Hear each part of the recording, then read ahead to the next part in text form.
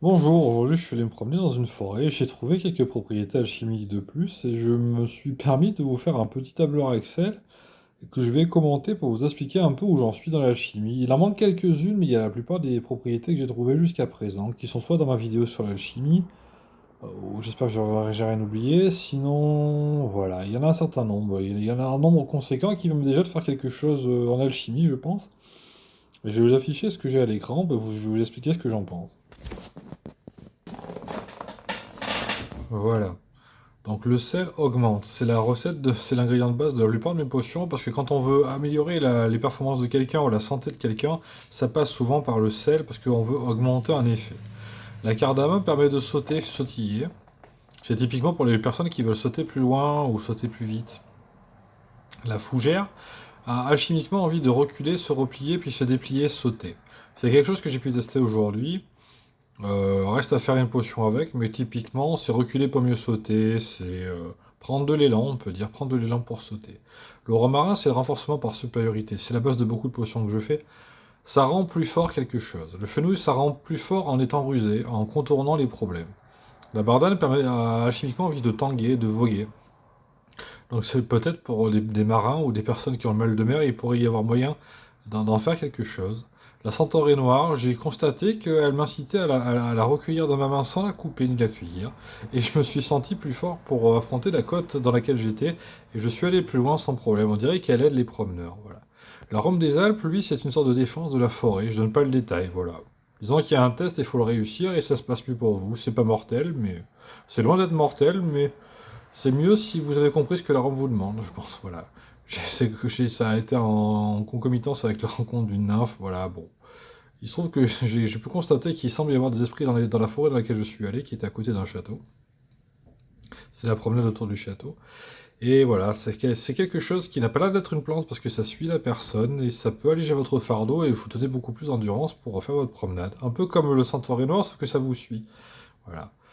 La ronce a alchimiquement envie de faire une arche ou un grand dôme. J'ai pu constater ça et c'est le plus grand geste que j'ai fait alchimiquement avec toutes les plantes que j'ai eues jusqu'à présent. Le laitron ou proche, une plante qui est jaune avec plein de petites fleurs qui poussent les unes à côté des autres et avec des tiges qui sont assez ramifiées. Elle a envie de contenir. Il faut que je vérifie quelle plante c'est, mais ce serait probablement un laitron ou quelque chose qui ressemble de près. La truite a envie de se rappeler, de revenir là où elle en était. Le faux indigo a envie de retenir, de contenir. Le Galeopsis bifide, j'ai fait analyser ça par PlanteNet, et c'est une plante qui a envie de garder ses cartes en main, de le faire du goutte à goutte, de libérer un peu à peu, de lancer un par un quelque chose. Le sucre a envie de sucrer et de s'encourager lui-même. Le fromage a envie d'être conservé et pendant longtemps. Le hou a envie de garder et conserver tout court pour que quelque chose reste et se maintienne. La menthe a envie de soutenir. Le pili-pili est synonyme de brûlure et de feu. L'épilobe hérissé, c'est une plante que j'ai croisée dans ma promenade. Je vous le donne en mille, ça convertit le feu en foudre, c'est-à-dire que bon, je vous laisse imaginer comment vous pouvez faire du feu pour faire de la foudre, c'est pas très compliqué à comprendre. Voilà. Vous pouvez avoir une interaction entre un feu et une foudre via l'épilobe hérissé. Je vous laisse vous faire vos propres idées, j'en dis pas plus.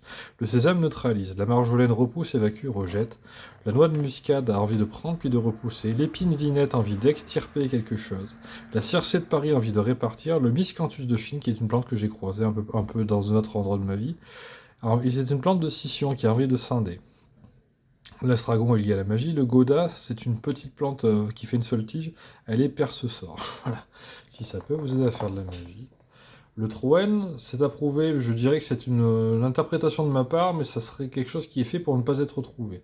Le géranium, c'est pour rattraper les années perdues. Le lierre, ça serait l'idée de revenir à avant. Attention, ces deux plantes-là sont toxiques. Le Troen aussi est toxique. Il peut l'être, en tout cas. Le lilas des Indes est lié à l'harmonie et au fait de rassembler, de regrouper. L'échalote est liée au sacré. La badiane, la recherche en profondeur. Le coriandre apprend soin. Faut que je vois un peu plus dans quelle manière. Le thym, c'est lié au soin aussi. Les baies de Timout sont liées au déplacement. L'anis vert au fait de stopper quelque chose. La baie de genièvre aux bonnes relations. La cannelle sur le poids, le fait de peser. Le paprika sur la réciprocité. Le clou de girofle sur le fait de juger. L'oignon est lié au travail de précision, au répétitif. Les baies roses à la sauvegarde, au déclenchement de secours de quelque chose. Le clou de girofle est lié à la noblesse. Le pavot bleu au mental. L'huile d'olive garde et sélectionne et isole. En fait, elle garde quelque chose, elle en désigne une autre. Là, il effectue une action de combat, d'identification, de frappe, puis de soin s'il s'est trompé ou s'il y a quelque chose à en faire. Le poivre noir est lié au combat par la frappe, et le poivre de panja est lié aux arts martiaux, plus précisément à la précision du geste dans une invocation de combat. Le safran est lié au corps céleste et aux météorites. Voilà. C'est la plupart des propriétés alchimiques que j'ai pu trouver jusqu'à présent. Je vais vous le remettre en grand. Je vais essayer de faire un écran plus propre. Peut-être vous avez le mal de mer, comme c'est souvent sur YouTube. Là. Je le mets pendant quelques secondes.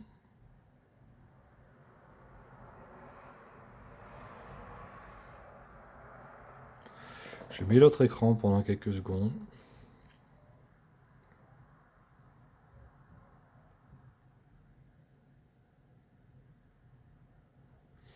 Et voilà. Je me suis dit, au lieu de faire 200 vidéos pour comment on fait des potions en alchimie, je vous donne juste les propriétés que j'ai faites, et je pense que vous êtes en mesure, par rapport à celles que j'ai faites, ou celles que vous pouvez vous préfigurer, d'avoir les mêmes idées que moi pour expérimenter la chose et faire avec ces propriétés-là un peu la potion que vous voulez vous faire. Voilà. Je regrette de ne pas avoir la potion d'élévation, l'ingrédient d'élévation qui est une petite plante qui pousse à la campagne près de chez feu mes grands-parents, qui aurait été utile à compléter, pour compléter la liste parce qu'élevé avait l'air utile par rapport à certaines propriétés. Malheureusement, il fallait que j'y retourne. Voilà. Pour le moment, voilà les propriétés que j'ai. Il en manque quelques-unes, je pense qu'il en manque moins de 10, mais voilà les propriétés qui sont à ma connaissance, que je vous communique pour, au cas où vous voudriez expérimenter quelque chose, tenter des potions vous-même. Peut-être si vraiment une potion comble un manque dans la société ou un besoin important de la société, je ferai une vidéo dessus.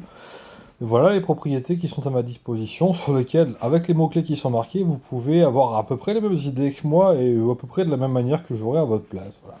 J'ai une faculté avec mon sens qui me permet d'avoir une vague idée de l'intention, on va dire un peu de base. Je sais pas si ça va plus loin d'ailleurs, mais on va dire l'intention de base de la matière. Ça serait ça, de ce que j'en conclus par rapport à toutes ces plantes et le sel. Voilà.